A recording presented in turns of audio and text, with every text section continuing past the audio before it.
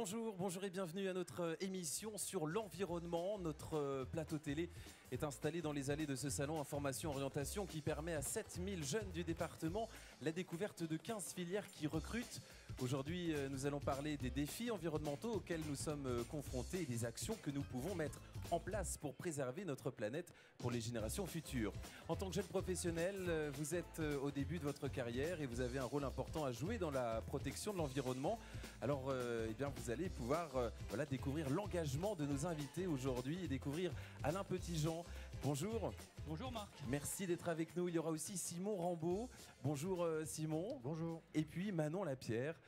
Bonjour. Bonjour, merci d'être là tous les trois. Vous allez nous parler de votre expérience et nous donner votre point de vue sur l'importance de la préservation de l'environnement dans le monde professionnel. Alors restez avec nous pour cette émission qui promet d'être passionnante et inspirante. Alain Petitjean, vous faites partie de l'association des ingénieurs scientifiques de France et vous travaillez pour une très belle et grande entreprise qui est EDF. Et là, on peut dire qu'on est au cœur de l'énergie. Est-ce que vous pouvez nous rappeler ce que fait EDF dans les grandes lignes? Je pense qu'on connaît tous EDF qui produit, transporte et commercialise de l'électricité. Voilà.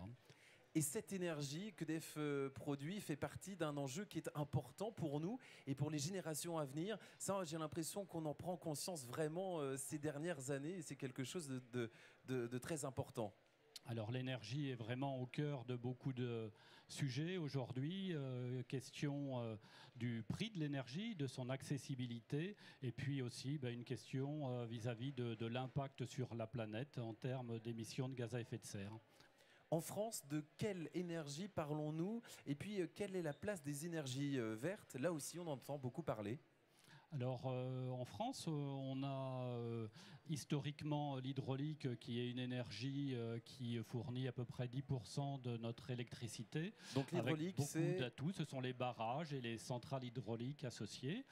On a développé les énergies renouvelables comme l'éolien et le photovoltaïque depuis une vingtaine d'années qui sont en progrès régulier, qui présentent beaucoup d'avantages environnementaux, qui ne sont pas forcément accessibles quand on en a besoin, c'est un petit peu leur limite.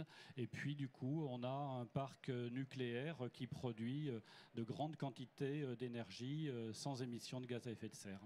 Donc on peut dire que l'énergie nucléaire fait partie de ces énergies vertes. Ça fait partie des énergies qui sont sans émissions ou très faibles par rapport à l'environnement, effectivement. Il existe des problématiques qui nous obligent aujourd'hui à limiter l'utilisation de l'énergie. Quelles sont-elles et pourquoi est-ce si important de faire attention à l'énergie que l'on consomme ? On le voit bien en ce moment, il est important d'une part qu'on ait des sources d'énergie qui soient sur notre territoire, qu'on ne soit pas dépendant de pays comme la Russie, et puis donc de maîtriser les coûts de production. Ce sont déjà des enjeux importants. Et puis, chaque fois qu'on utilise de l'énergie, il y a forcément des impacts qui sont réalisés. Donc on a tout intérêt à minimiser, maîtriser ces impacts sur l'environnement. Est-ce qu'on peut faire une comparaison avec d'autres pays qui n'ont pas nos moyens de production? C'est-à-dire, nous avons des barrages, nous avons des centrales nucléaires, et donc cette énergie verte, et puis d'autres pays ne l'ont pas avec des énergies fossiles. Est-ce qu'on peut faire cette comparaison pour bien comprendre et que chacun ait les bonnes clés?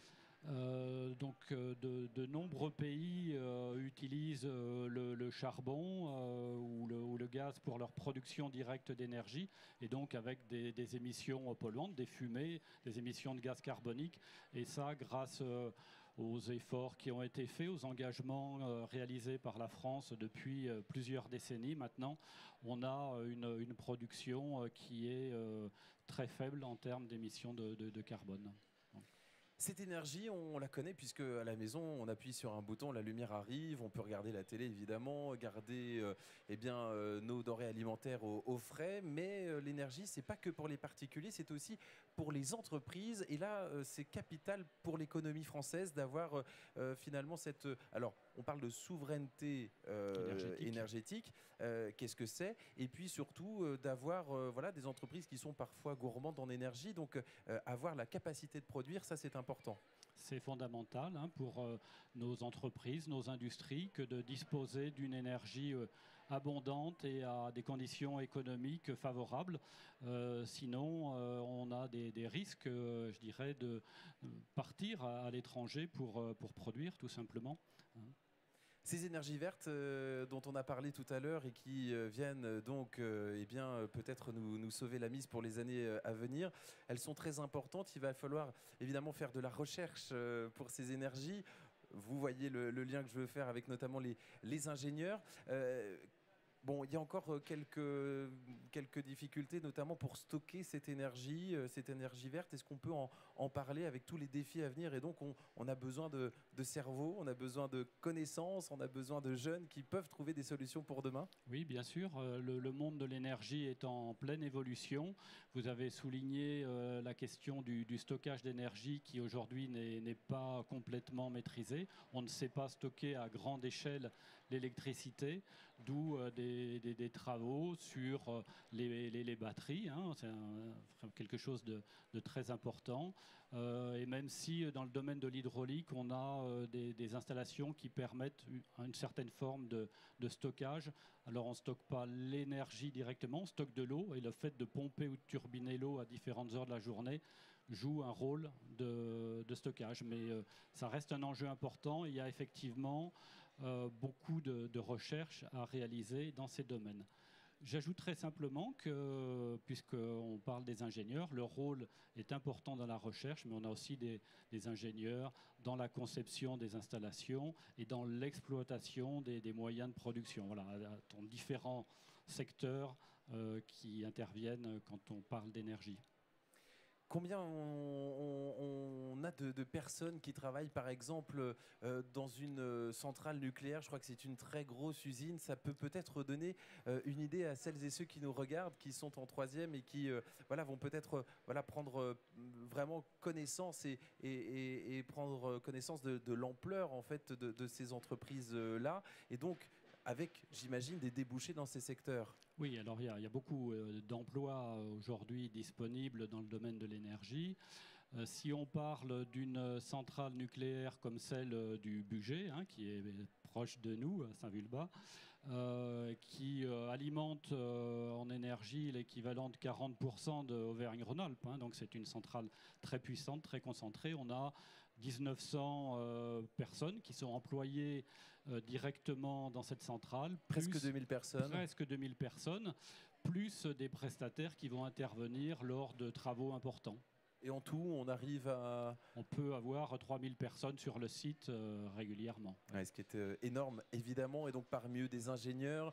On a un manque criant d'ingénieurs en France. Et combien on en forme par an? Combien il en faudrait? Alors, les chiffres, donc IESF a fait une enquête en 2022 qui montre qu'on forme 44 000 ingénieurs et qu'il en faudrait 60 000. Voilà, vous voyez le déficit de quasiment 15 000 ingénieurs. Voilà. Alors, pour l'énergie, mais aussi pour d'autres secteurs comme l'environnement, l'aéronautique, l'informatique, le médical, etc. Dans tous les domaines évidemment, et aussi dans le domaine des énergies pour notamment nous permettre de défendre l'environnement. On a abordé lors des émissions de ce salon Information Orientation la thématique de l'égalité filles-garçons. J'imagine que les filles sont les bienvenues, elles aussi, dans ce secteur de la recherche. Elles sont tout à fait bienvenues dans tout ce qui est recherche, ingénierie. Et on manque de jeunes filles. On souhaite qu'il y en ait plus parce que là aussi, si on donne un chiffre, c'est de l'ordre de 28% des jeunes filles parmi les diplômés des écoles d'ingénieurs. Donc il n'y a pas de raison particulière pour ce chiffre qui stagne depuis plusieurs années, car elles ont toutes les capacités pour réussir. Là, on a aussi peut-être des idées reçues. Il va falloir peut-être qu'on passe à un autre niveau pour leur permettre d'accéder. Je pense que les stéréotypes doivent être surmontés pour que les jeunes filles prennent toute leur place dans nos métiers. Et en plus, ça se passe bien quand elles travaillent. Elles ont toutes les capacités, elles peuvent apporter des points de vue complémentaires, et on constate que les équipes sont plus performantes quand elles sont mixtes. Voilà. Merci beaucoup Alain Petitjean pour toutes ces informations.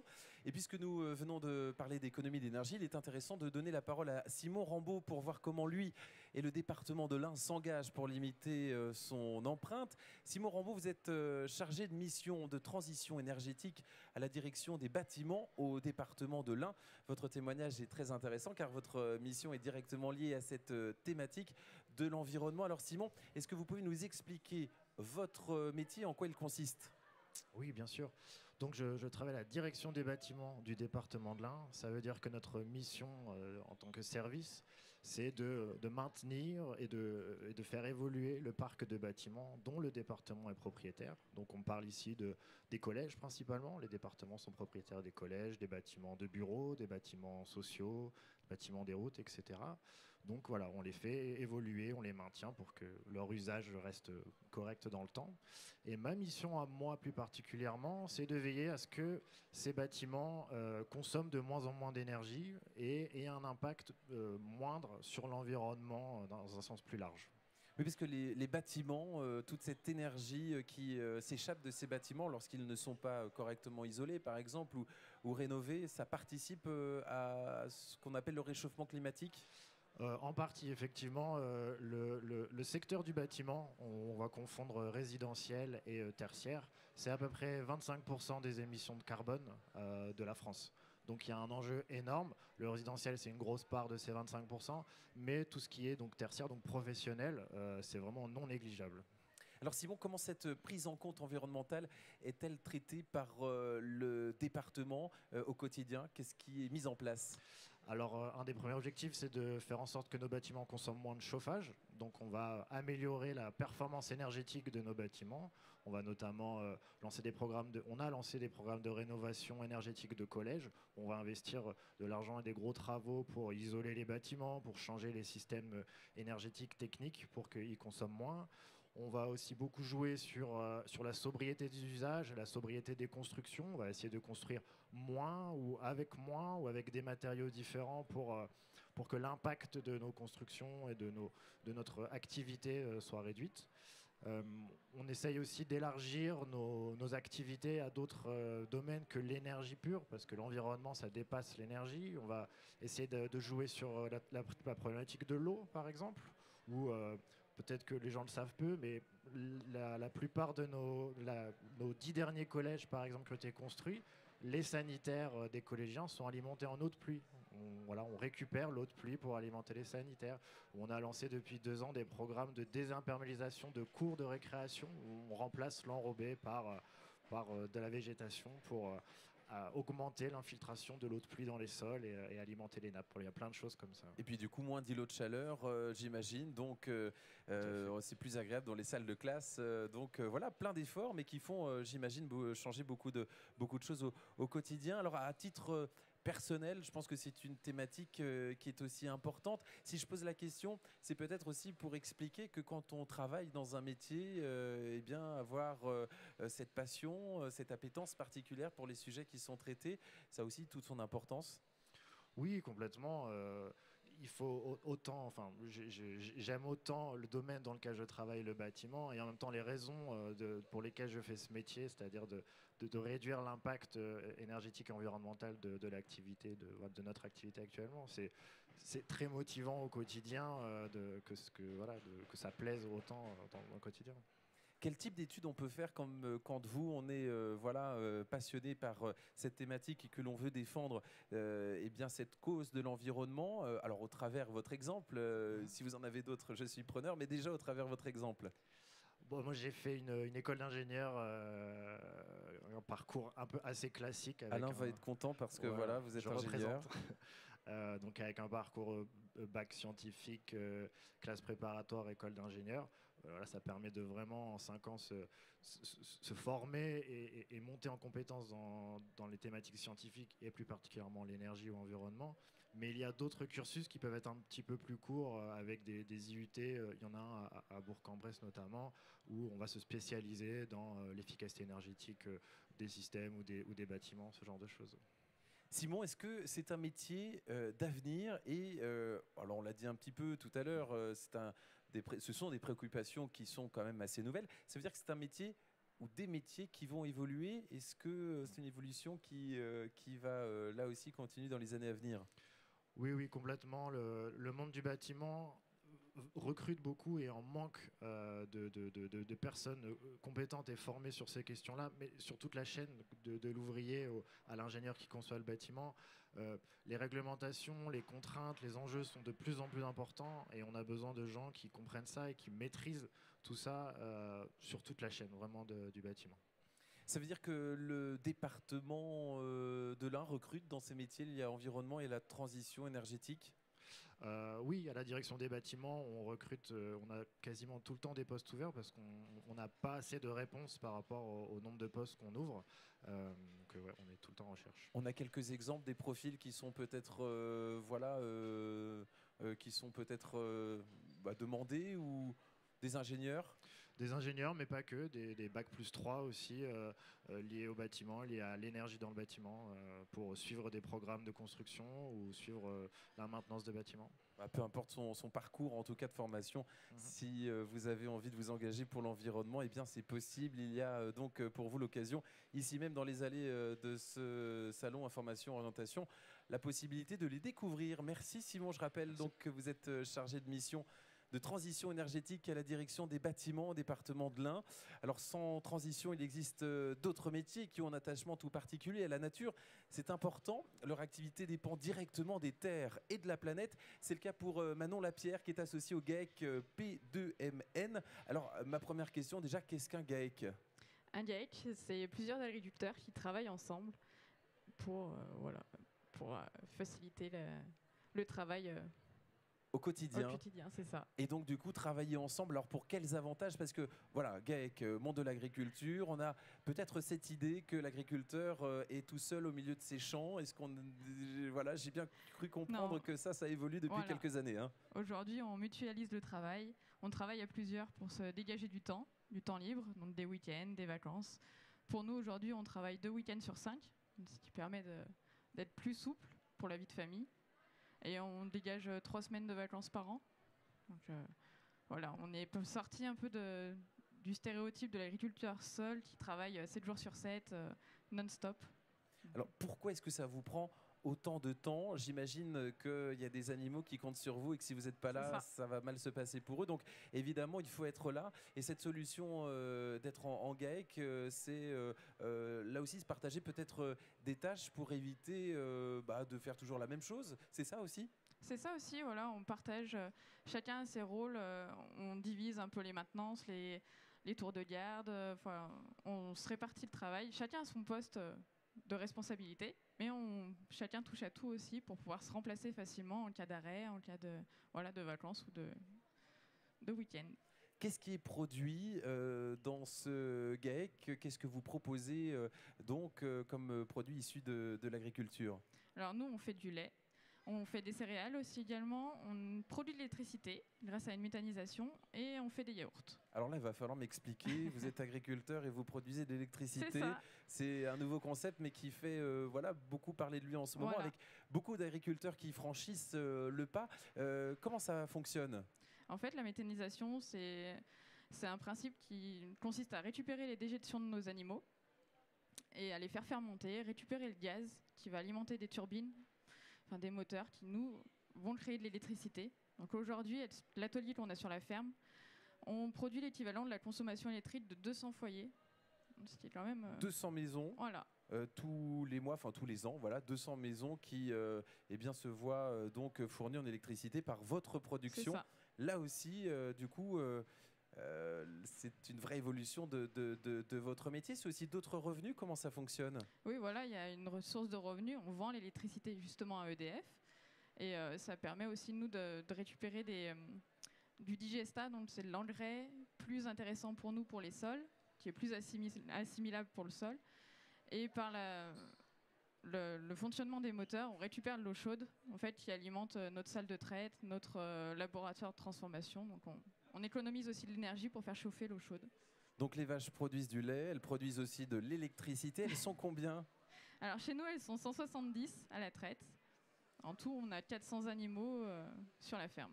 170 vaches qui voilà, permettent une production électrique pour 200 foyers. Elles font aussi du lait. Moi, j'aime bien les chiffres parce qu'en fait, c'est vrai que ça parle. Une vache, par exemple, c'est combien de litres de lait par jour? Alors chez nous, elles sont en moyenne à 35 litres de lait par jour. 35 litres de lait fois 170 vaches, on approche les 6000 litres de lait, donc 6000 briques par jour. C'est ça. Ah oui, plus l'électricité pour 200 foyers. On voit toute l'importance que vous avez, vous aussi, en tant qu'acteur, non seulement économique du territoire, mais aussi pour cet environnement. Alors, on fait évidemment attention quand on travaille avec la planète, quand on travaille avec le vivant, quand on travaille avec la Terre. On fait attention à ce que l'on fait, j'imagine, et on fait attention à l'environnement. Tout à fait, c'est notre source de revenus. Si on n'en prend pas soin, on ne va pas aller bien loin, on n'aura plus de revenus demain. Donc c'est très important dans nos travails de faire attention à ce qu'on fait et de mettre en place tous les jours des petites choses pour le préserver. Alors ces petites choses, comment est-ce que vous les découvrez? Et si on fait un tour d'horizon sur ce que vous avez mis en place sur votre exploitation, ce serait quoi? Quel système avez-vous mis en place? Quelle solution vous avez trouvée? Alors en plus de la méthanisation, on a équipé une grande partie de nos toits, de nos structures, avec des panneaux solaires, ce qui nous permet d'être autonome à 75% l'été. Donc, on est quand même gros consommateur d'électricité avec tout ce qui tourne chez nous, donc c'est vrai que c'est très important d'utiliser le soleil pour pouvoir avoir l'électricité. Aujourd'hui plus que jamais, parce qu'on sait aussi que le coût de l'énergie augmente, et donc là aussi je pense qu'on va peut-être, vous allez peut-être passer les semaines plus tranquilles que certains autres. Ouais, il y a eu un sacré coup dur, mais oui, on essaye d'affronter ça. On met en place aussi des gestions de ressources en eau. On récupère notre eau de pluie pour nettoyer notre matériel, notre salle de traite. On va essayer de faire analyser tous nos sols prochainement pour savoir la capacité de notre sol, pour éviter de gaspiller des semences ou gaspiller des engrais, pour donner vraiment la dose nécessaire à ce qui est possible de faire. Et après, dans notre laboratoire de transformation, on a choisi des pots en carton pour limiter notre consommation en plastique tous les jours. Alors, on comprend évidemment tous les avantages, on est même presque séduit par ce que vous nous dites, et on a envie évidemment de le mettre en place, mais j'imagine qu'il y a une contrepartie. Est-ce que tout ça, ça coûte cher ou est-ce que du coup le jeu en vaut la chandelle? J'imagine que si vous le faites, c'est que vous y retrouvez. On s'y retrouve, oui, mais c'est vrai que c'est un investissement, ça prend du temps aussi, il faut faire attention tous les jours. Et par le côté financier, on essaye d'avoir des valorisations, on essaye d'être reconnu dans nos efforts, ce qui nous permet aussi de vendre un peu mieux nos produits pour compenser un peu l'aspect financier qui est demandé pour la gestion de l'environnement. Et c'est le cas, je crois, parce que vous avez été reconnu avec un label qui s'appelle HVE, c'est donc la haute valeur environnementale. Ça, c'est un label que le grand public reconnaît, vos clients reconnaissent ça, et comment ils réagissent quand ils le voient?